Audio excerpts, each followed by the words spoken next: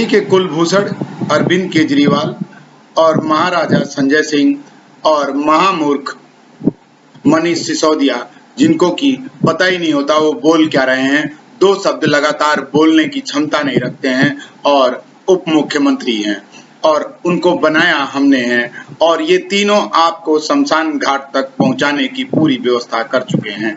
क्योंकि इनकी जो घरों में क्वारंटाइन करने की पॉलिसी थी, आज दिल्ली को कोरोना की आग पर बैठा चुकी है।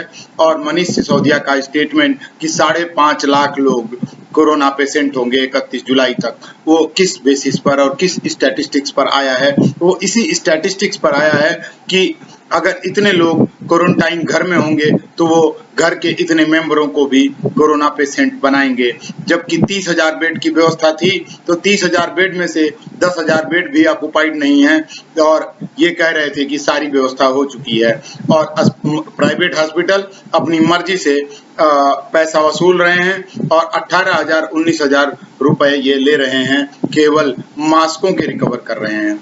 और तो आज आपको ये क्रोनोलॉजी को समझना पड़ेगा कि कर्नल RSN सिंह ने जो कहा है कि इसको प्लॉट किया गया है इंडिया में डिस्टरबेंस पैदा करने के लिए, और ये हर काम बड़े ही तरीके से करता है और झूठ भी बड़े तरीके से बोलता है और किस तरह से बनावटी चेहरा लेकर के मीडिया में और टीवी पर आता है और पूरी व्यवस्था अपनी बताता है। तो आज दिल्ली फट चुकी है और पेशेंट और जो लोग कोरोना से पीड़ित हैं वो किस तरह से चिल्ला रहे हैं और उनकी कोई सुनने वाला नहीं है और प्राइवेट हॉस्पिटल अपनी मनमानी किए जा रहे हैं। तो अब अरविंद केजरीवाल, जो कि एक IITN चीफ मिनिस्टर, जो कि दिल्ली के लोगों के लाडले हैं, जो कि 3 बार आपने बैठाया है गद्दी पर, और ये सेक्युलर दिल्ली अब उस सेक्युलरिज्म का और फ्री बिजली, फ्री पानी और मोहल्ला क्लिनिक अब कहाँ चला गया उसका भुगतान कर रही है दिल्ली।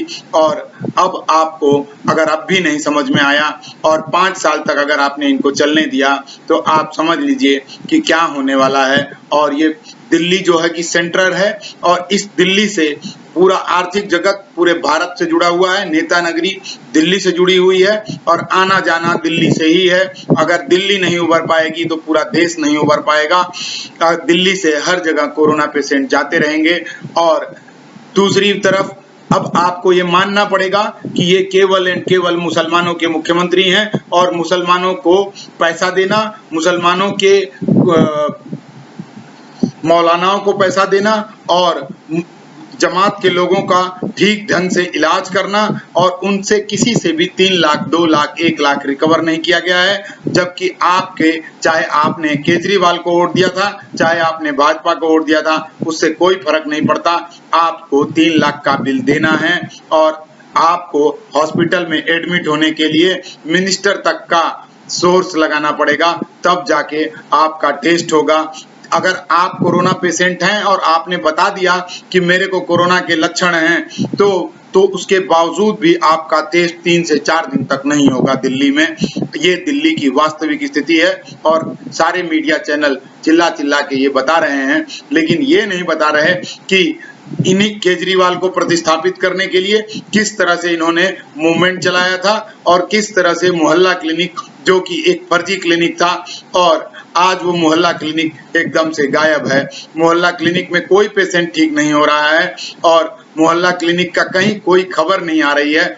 और अब आपको जानना पड़ेगा, समझना पड़ेगा, तो आपको कर्नल RSN सिंह की थ्योरी को पढ़ना पड़ेगा कि कर्नल RSN सिंह ने इसको बोला है कि अगर तू प्लॉटेड आदमी नहीं है, मैं कह रहा हूं कि तू प्लॉटेड आदमी है, तो तू मेरे को सुप्रीम कोर्ट में घसीट कर दिखा। मैं सुप्रीम कोर्ट में चैलेंज करता हूं और कि तू मेरे को सुप्रीम कोर्ट में घसीट, और मैं बोल रहा हूं।